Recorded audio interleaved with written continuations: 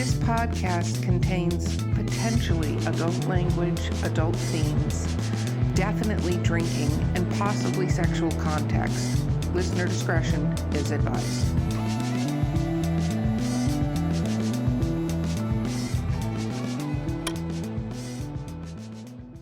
Okay, welcome to the Literary Briefs edition of Drinking with Authors. I am your host today, and today we have a very special thing due to what happened in the last episode due to technical difficulties, but I have two co-hosts. It's Vanessa Valiente and J.M. Paquette. Woo! Okay, and our guest today is T. Alan Diaz. Dun, dun, dun. Okay, let's talk about what we're drinking. I am still drinking I had several cans here. Peach Mango Angry Orchard. It's really, really ridiculously yummy, and I did not put whiskey in it just in case anybody's asking. Vanessa, what are you drinking? Vodka soda, but I practically drained this, so I may be switching to water because of my internet woes over here, but I don't know. I think a few more shots might help with that internet woes. Gosh. Okay, JM, what boring thing are you putting in your face because you can't drink alcohol? I have lime bubbly. Yeah, not boring. Okay, T. Allen, what are you drinking? Because it's amazing, and I'm super excited about this. I just poured the last of my Viking blood into my cup, so this is all I have. This is all I have left. Mead, yes, Viking blood. That's awesome. Buy that at any grocery store, because I'm not gonna lie, that just is my complete aesthetic right there. I'm gonna go to our Lucan's because he said ABC Liquor. I'm gonna go find it at Lucan's, Vanessa, for us. I already wrote it down. It's already happening. Oh, okay. I will say that I get mine at the Total Wine. I did say ABC. I'm pretty sure they have it, but I get mine at Total. Oh, Total Wine. Sorry. Yeah. Either way, I can go locate this for us and make it ever present in a future episode. They're both good, but I do recommend the black bottle over the white bottle. But they're both really good. They're both really good. I will try it. We'll try both bottles and maybe try it several times to see how much we like it several times. Not Jen. Jen can look at it. I'll sniff it. Oh, and imagine. It is good. It is good stuff. No doubt about it. Okay, we are about to do rapid fire questions. And you have two hosts, so this is going to be good because we're just going to go around. Okay, the first rapid fire question is, what is your favorite book of all time? You know, I studied for this test, but I still no. Do we have you drink while you study for this test? Yes, the drinking does interfere with the cognitive. No, but I would have to say my favorite book. I'm going to make it a series, and it's not going to be in genre. It's actually my favorite classic is probably Robert Penn Warren's All the King's Men, but if I was going to pick something more current, I would have to say I am a huge Dennis Lehane fan, and I love his Patrick Kinsey series. And now you got to put your big boy and big girl pants on if you're going to read it, because he does cover some issues. But I highly recommend A Drink Before the War, very appropriate for drinking with authors. I'm just saying, A Drink Before the War, and Darkness Take My Hand. Those are the first two books in that series. I think they are perfect detective noir, modern setting in Boston, set in Boston. And I think it's a fantastic series. It's my favorite. So that would be my favorite. If you studied for this test, you know what. Okay, go ahead, Dad. I just want to add, have you read Until Gwen, his short story, second person? I have not actually, which is very bad of me, but no, I have not. It's so rare to read a story in second person that works, and Dennis Lehane's Until Gwen is so good. I may have to check it out. I have read Shutter Island, and I think that's kind of because I find that I don't latch on to authors so much as I latch on to stories and character and series. And Shutter Island was good. There's nothing wrong with it. It didn't connect with me. I did read the whole thing. Is that the same one as the movie with Leonardo DiCaprio? Okay, because I never read any of his books, so. That is a very true adaptation. That is a very true adaptation to the book. Very good. Okay. Very well done. Mystic River is the other one, right? Yes, and he does Gone Baby Gone. Gone Baby Gone is the one that got me into his. I can't imagine 3 of his books were made into movies. But he actually did. They do Coronado also? I think they did that also. That didn't do so well, but they did do that movie. But yeah, so he did Gone Baby Gone, which that is the fourth, I think, book in the Patrick Kinsey series. But yeah, that book's so I would recommend that you read the books though. The books are absolutely incredible. I highly recommend them. Okay. And now, if you've studied for this test, you know the follow-up question.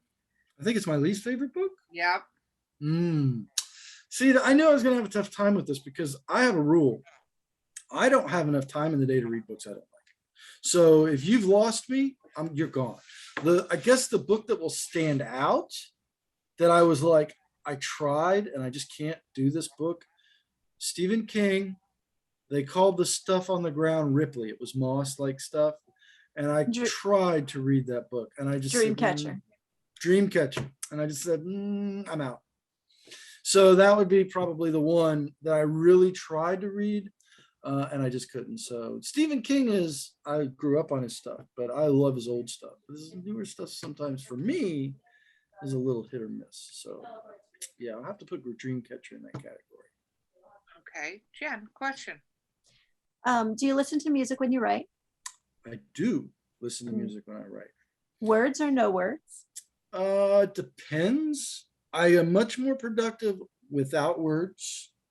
But I do like my Sabaton. So sometimes there are words involved, or AC/DC, or I have a more tame also, but it's a combination of bands, or I like to listen to just soundtracks, movie soundtracks, or the 1812 Overture, or whatever's going on.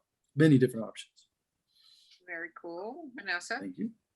Okay, I would say, do you handwrite or do you type your stories? Computer. That's all on a computer. I've taken to using, for those authors out there, I do recommend, and it has been very good to me, Plotter. I'm actually able to run 2 stories at a time now. And maybe as I up my game, I might be able to my hope is to be able to be working on 3 or 4 at a time. I'm retired, so I can do that. And that's what I really want to do. But then you have that laundry list of things you have to do while you're retired. So I do have that. Yes, that does happen. But my hope is to, I have a dream. My dream is to get up at 5 a.m. and write until about noon and split that up between about 4 or 5 stories, and then do some business stuff on the back end, ads, writing my fans on email, dealing with that kind of stuff, and then do that stuff in the afternoon. That's the dream. How many words, when you sit down, just say you had that dream, and you were writing from 5 to say noon, how many words do you think you could get done in that time? Right now, about what I'm good for a day is about 3,000 words right now. I can burn through $5,000 a day on a good day. My hope though is I'm hoping to be able to make, have you heard of Chris Fox? I'm sure maybe you guys know who Chris Fox is. He has this writing thing called writing sprints. I'm sure he's not the only one to advocate it, but he's the one that's introduced it to me. Yeah. And it's all about getting in the flow state and doing what you got to do in a set time where you sit down and you make yourself write. You don't worry about correcting things. You don't fix names. You don't fix parentheses or punctuation or any of that stuff. And you just write the words, and then you go back and edit later. And he's 5,000 words an hour, he says. I cannot do that yet, but I can do about 1,000 words an hour. So in 6 hours, I could conceivably get 7 hours. I could conceivably get about 7,000 words. That's a lot. How many words would that be for 5,000 words per hour? How much typing would you have to be able to he advocates like doing an hour a day of writing and just doing the 5,000 words in an hour and having the rest of the day. And I don't know if you could actually put together I don't know if you could put together 7 hours of burning through that many words a day. I don't know that you could do it. And I don't know that, to me, quality is very important. So we'll see how it goes. But I would like to see, in a perfect world, between 5,000 and 7,000 words a day. I would be good with that. And if I could do 10, and not affect the quality of the stories that I'm writing, I'd be good with that too. That's fine with me. But that seems gonna need to work my way up there and see how that works out, because that's a, from my experience, that's a tall order. We'll see how that That's a works. very tall order. The math Yeah. doesn't even work out on that order. He must be like burning his fingertips off typing. I think it's Or like carpal I don't remember. I think it's 100 words an hour or a minute. I think it's 100 words a minute. I Is know, what but he's I'm printing. like, okay, anyway, I can't. Yeah, it's cool. Like alcohol to do that math. Yeah, I wouldn't want to do it right now either. But he swears by it, and he's able to make it work. He's done some really. He's been very successful. So good for him. I'm going to try my hand at it, but I'm probably going to do something modified. I feel like that's one of those things where, you know, it's always good to try different people's processes, but if it doesn't work for you, that has no indication that you're a failure. It just means your brain is wired differently than someone else's, and you just have to do a Right. different process to get to the end. Right. But I'm always amazed when I hear stuff about people are like, yeah, I wrote 10,000 words in one day. I'm like, I'll be lucky if I can get that in a month, you know? And Yeah. so, you know, But yeah, I agree with you. That's a tall order for me. I don't know that I could do 5,000 words an hour or even 10,000. 10,000 words a day would be nice, but I think 7,500 is my record, and I did that in like, I got up at 7 in the morning and I went to bed at 10 o'clock at night, and I did nothing but write all day and eat. Wow. So What about your writing? I call them our little writing issues, the little things that we find ourselves doing that our editors and stuff are like, stop having everybody shrug. Like, do you have specific writing? I say that because that's a Jen problem. Do you have any specific things that you find yourself doing that are a little? I have a lot of what is it? I've gotten good at spotting them. There's a couple of them. One of them has something to do with long pauses, the way that I put several seconds past, or, I do a lot of that kind of like filler. So I try to, that's a pause. Let's see if we could figure something else. So I sometimes will have them, I like to infuse action into my dialogue so that I'm not doing he said, she said, she said, he said, and I'm not big on LY adverbs. So I try to boil it down, and I try to infuse some action. So I long pause and that kind of stuff. So, that those things kind of have to go away, and I have to find more creative ways of doing those. That's my number one. I probably have others, but that's the one that comes to mind in my mead soak condition right now. That's the one that I can remember. I like that you called it a mead soak condition. Jen, what is the next question for the person in the mead soak condition? Do you prefer reading paper books or on a screen? What do I see? Now that's not fair, because I prefer paper books. What I do in practice these days, however, is I do a lot more reading, because on my phone or on my tablet, I have a Kindle, and I have the app on my phone. And I'll say unfortunately, there's nothing wrong with it, because it's where I make my money. But I really miss paper books, and I really like having them, but I don't like carrying them everywhere I go. And I like being able to go, I'm not into this book. Let's see, this book works, and I can change gears without a lot of. And so there's a lot of convenience there. But I have read a lot of studies that say that your brain does process it differently when it reads it on paper versus electronic. So there is value in reading it on paper. I think it's also the same way when you handwrite versus type. They say that when you handwrite something, you internalize and you think the process differently than you are if you're just going right through the keyboard. Mm-hmm. I could see where that would be true. Yeah, and reading a paper book is the tactile experience of the pages and the smell, right. And your memory is so tied to smell that you're more likely to remember. Can I have a follow-up question? Sure. Follow-up. When you do read paper books, do you treat them very carefully, or will you crack the spine and write them? No, I am very nice to my paper books. Like, I don't bend them in half. someone once said bookmark or fold. I actually remember the page number. So I'll look down and I'll read the page number, I'll close the book and I'll come back.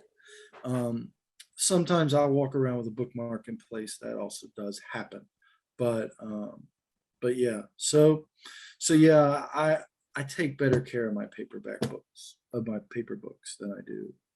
than some other people might, put it that way. Oh no, I'm terrible with my paperback books unless they're ones from an author friend or something, because I'm Mhm. like, I read them and then I give them to other people or put them in lending libraries and stuff like that. Mhm.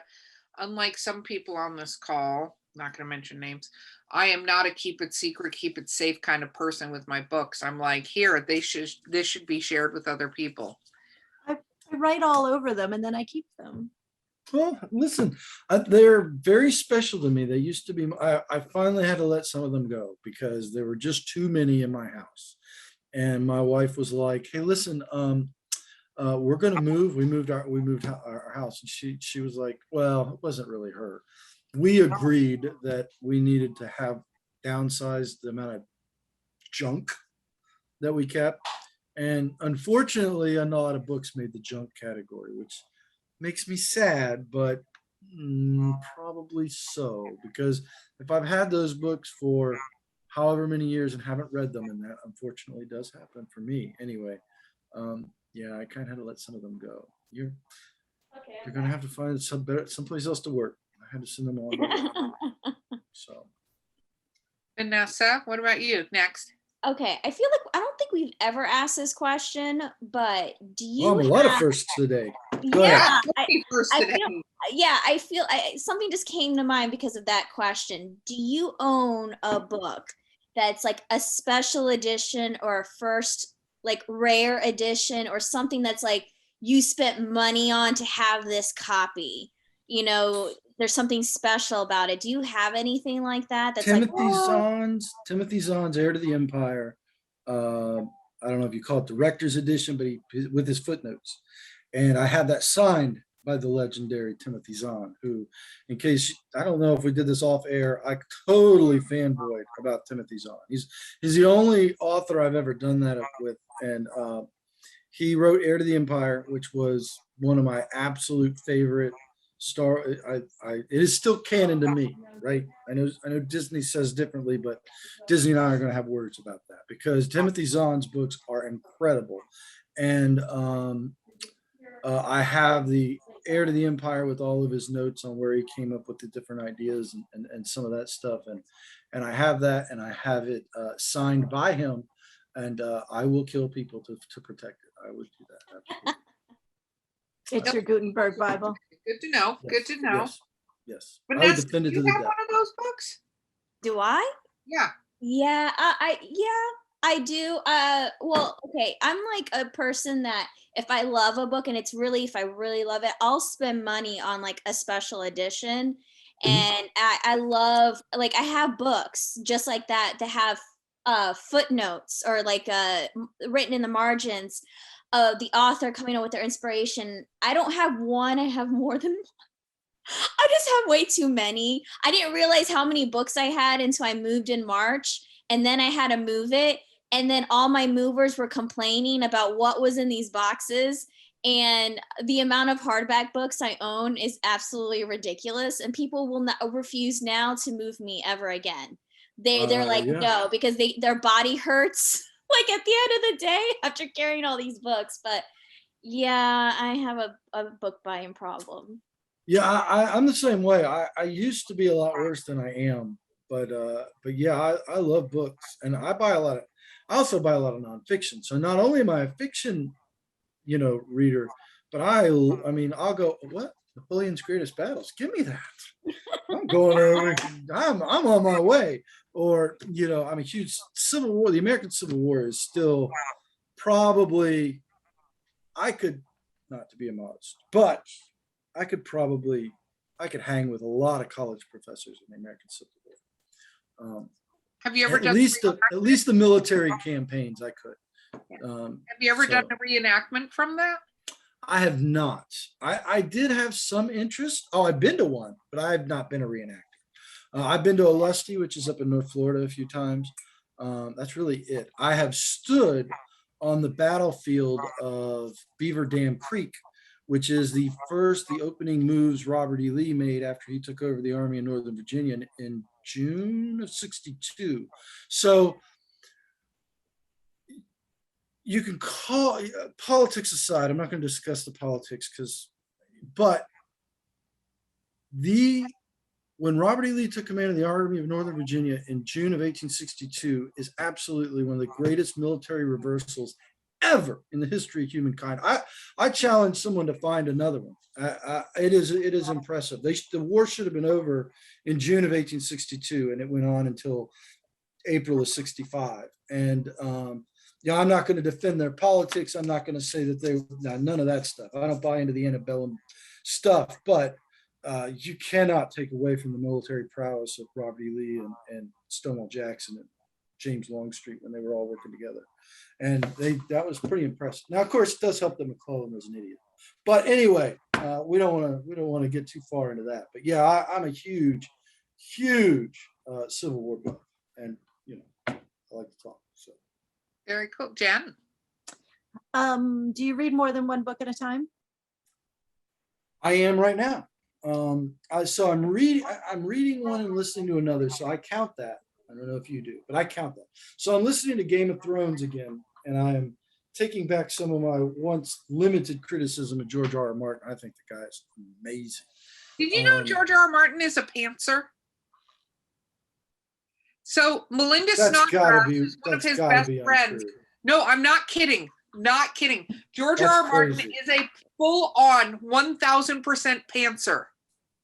Much sense. That explains now why we're still waiting on the Winds of Winter. But that's also impressive. That's impressive. I was once a pantser, but I just don't think it for me. I honestly don't think if you're going to tell big stories, I don't know how you make that work. I mean, that's what broke me of that was War of the Gods, was what broke me of being a pantser more than anything.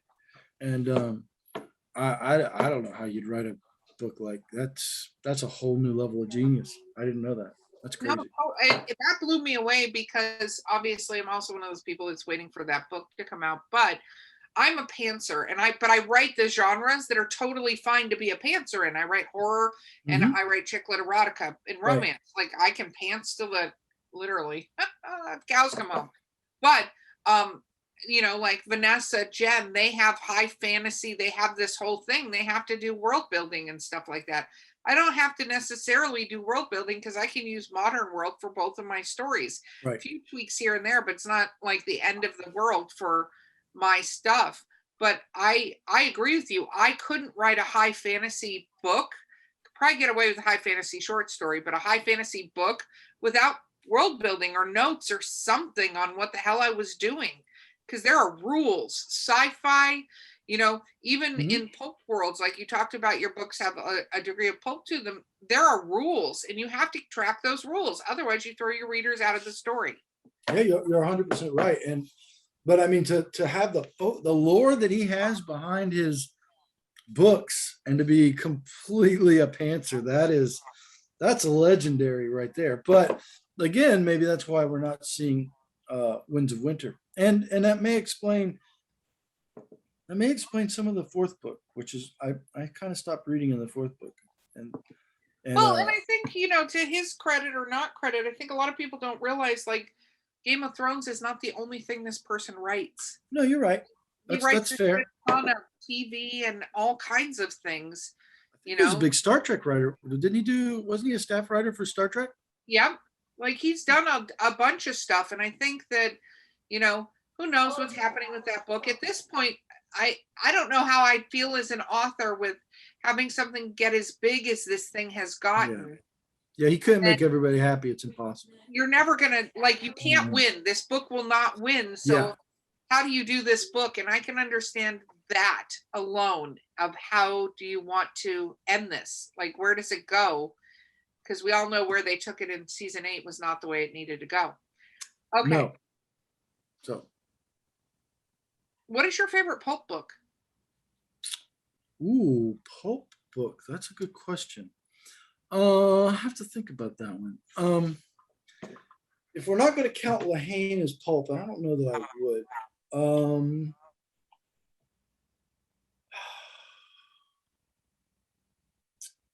Do we consider Altered Carbon pulp? It's the first one is actually very noir. As a matter of fact, I did not read Altered Carbon before I read Lunatic City, and when I read Altered Carbon, I thought, holy crap, there's a lot of similarities. That's not being immodest, but I was like, really, he does a lot of stuff I don't. But I was like, the themes and the feel of these two stories are very similar. I would have to go with Pulp. I've read a bunch of them, but I would have to be honest. I get the vibe and the feel, but the titles are not terribly memorable, if that makes sense to you. You know what I'm saying? So I would have to say I read a couple of, you know what? The Maltese Falcon. I think that's considered pulp. And I really did enjoy the Maltese Falcon. I could put a name on that. I really did enjoy. Have you guys read the Maltese? I've never seen the movie. Have you read the book? I've read the I've book. seen the movie. I really enjoyed the book. It had a cast of characters. It had a legitimate mystery. The purist will tell you it's not noir, and that's fine. But it was a really good crime book. I really enjoyed it, and I think that will be my favorite pulp. That's my pick. Is there any genre you feel like I never want to write that genre? Do you ever? Because a lot of us can want to write multi-genre things, but is there a genre that you even attempted and went, no? I've never attempted, but you're probably never going to see me write erotica.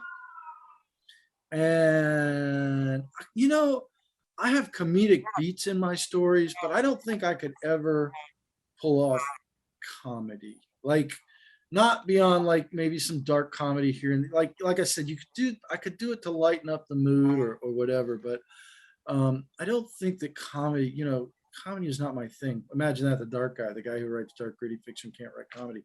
But that's probably those two. And I gotta tell you, on a slightly different, I think it is such a cool skill that some of these people have these very small humanistic stories, like I've lost my job and I have to figure out how to survive, and make that a compelling story for like 300 pages.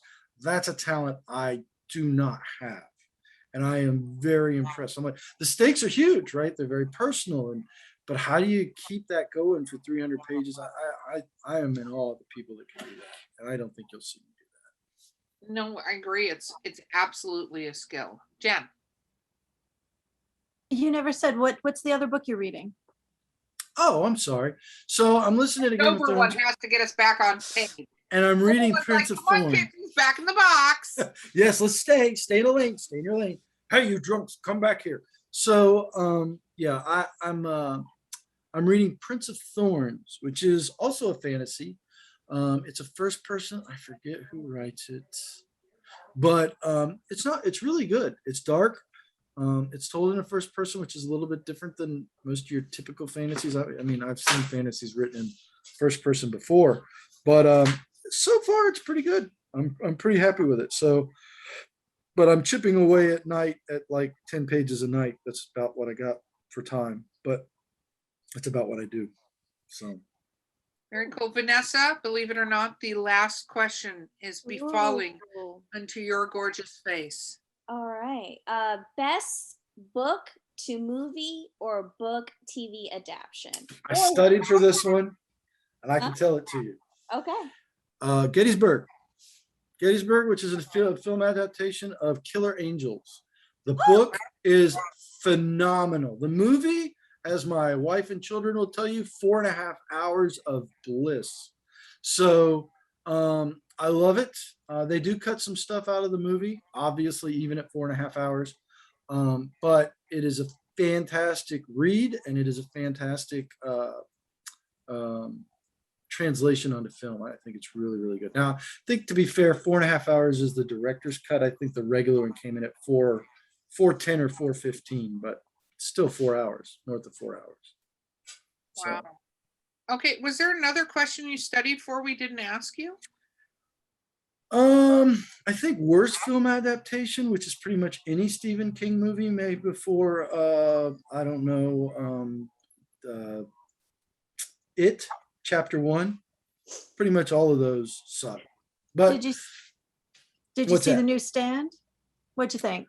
I have not. I do not have, was it Paramount Network? I didn't think I did. I found out, I guess I do, but I didn't think I had it.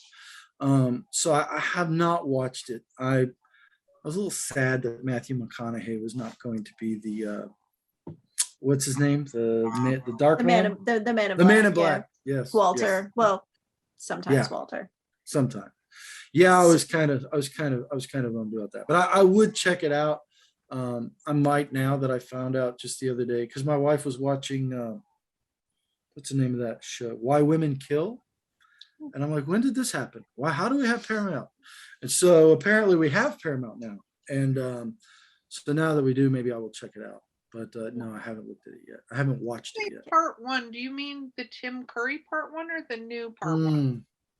Good question. Chapter 1, the one that they made most recently. That was, the Chapter 1 was pretty good. The Chapter 2, it was okay.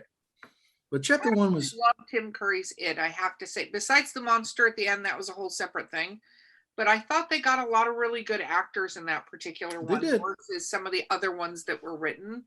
Mhm. I thought that one was actually pretty well done. Well, I feel like I have to ask one more question. Do you feel like Dr. Sleep did better at telling The Shining, even though I know that's like after The Shining, since like I know Stephen King hates the movie The Shining, that it's not anywhere close to the Stanley book. Kubrick, yes.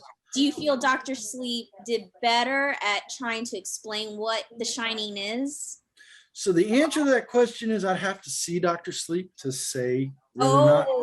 Okay. But yeah, I kind of fell out of love with a lot of Stephen King's movies because after we're going way, way back. Needful Things is a great book. The movie is terrible. And after enough of that, it became fool me 5 times, shame on you, but fool me 6, shame on me. So, I've seen Cujo, I've seen Carrie, I've seen Shining, I've seen Pet Cemetery? Pet Cemetery. I haven't seen the new Pet Dark Cemetery. Tower? I have not seen Dark Tower. And Matthew McConaughey. bad for me. Yeah, that's true. But bad for me. I did not get into the Dark Tower, the book, to be honest with you. I know, terrible, bad guy. But I love them. I tried, but it wasn't horrible. It just wasn't, it was just like, okay, I'm in New York now, and now I'm some faraway land, and now I hate jumping around. I hate that. It builds, and the more you read of his other books, the more it all ties together. You're like, oh, okay, so this book is connected to that story and that place in this one. So it's a good like quilt. I believe it is. I mean, Stephen King is talented. Let's be honest. I grew up reading him, so I have no issues with. I'm not disputing his quality, but I am not that patient of a reader. We were saying before, I got things to do, and I got other books on the list. So if this ain't doing it for me, I'm moving on. And hopefully, I think that shaped some of my writing philosophies too. I try to keep it moving, but. I understand what we were talking about before. I don't begrudge people that don't like my stuff, but at the same time, I don't feel like, this book's not doing it for me. Just like the Ripley book. I'm like, I tried. This isn't working. So, but I will say that the Dark Tower had a little more to offer. It just was a little too slow and a little too, like I said, at one moment I'm in New York City, at present day, and then the next minute I'm on some wasteland walking through the desert. I'm like, you're losing me here, Steve. I can't keep this up. I can't figure this out. So Well, I can save you some time. The other Pet Cemetery movie, although a good movie, is also not pulling the true story from the Pet Cemetery book. Yeah, that's a good book though. Pet Cemetery. It's a fantastic book, but they miss the mark because they focus so much on the Gage part of that situation and stuff like that. Yeah, yeah, I could see that. And it's hard. It's hard to make. I mean, even Game of Thrones, right? I have seen the first 2 seasons. They're okay. The sex scenes to me, even though, yeah, he some of that feels a little gratuitous if you ask me. But the big thing is the scope. When I'm reading Game of Thrones, it's like the hall is huge and it's gigantic and there's all this stuff going on. And then it's like a little play stage. And you're like, I understand why you had to do that for economic reasons, but this isn't the world in my brain. And it's really hard to do that. I completely understand. But I never completely got into Game of Thrones, the show, because of those very understandable, but they were limitations I just couldn't live with because I've already got, it wasn't Game of Thrones to me. It was like, this is like something different. It's not Game of Thrones. If that makes sense to you guys. I know we're talking. No, it's fine. It's fine. But we have to wrap up, which is unpleasant, but we will have you again on this show. Okay. So before you go in your drunken state, tell everybody how to find you. So you can find me at talendiaz.com. I'm on Facebook, T. Allen Diaz on Facebook. Those are the places to find me. Twitter, I technically have a presence that I will, like, if I've got something like for this, I'll probably promote this on Twitter, but to be there in any consequence, that's not me. Okay. And then finally, what advice would you give to authors out there? Advice is always tough, but I will tell you this, write every day. Learn your craft, and then you've got to you're going to have to figure out whether you want to be an indie or you want to go traditional, or if you want to be hybrid, all those things. You got to figure that out, and once you figure that out, then that's a completely different thing. But if you don't create a product that people want to read, if you don't learn your craft, you don't learn the skills of writing, none of that's going to matter. So read up on the craft of writing. Write every single day, even when you have a bunch of honeydews and your life has no order. Write every single day, and you will get better at it. That just will happen as long as you approach it honestly and you're willing to be self-critical and those things. You've got to be honest with yourself. But you can get better at it. It's just a matter of practice. That's my advice. Cool. I like that very much. Thank you so much for being on the show with us today. We really appreciate having you here for several firsts. Obviously, we've learned. You had to bust out several just for me, and I'm honored. But if I come on again, we're going to have a list of more firsts. I'm going to need some more. I can get other co-hosts on here. We can just have 4 or 5 co-hosts. Keg stand.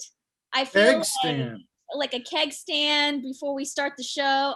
I don't know. I mean, I feel like if Vanessa volunteered for a keg stand, we will record it. It's in place. We're gonna have it. I consider that. I consider that a binding contract. I do too. It is a binding contract. Yes. Okay, guys. This has been Drinking with Authors Literary Briefs. Our guest has been T. Allen Diaz, and I've been your host, Erica Lance. My co-hosts have been J.M. Paquette and Vanessa Valiente, and we will see you next time.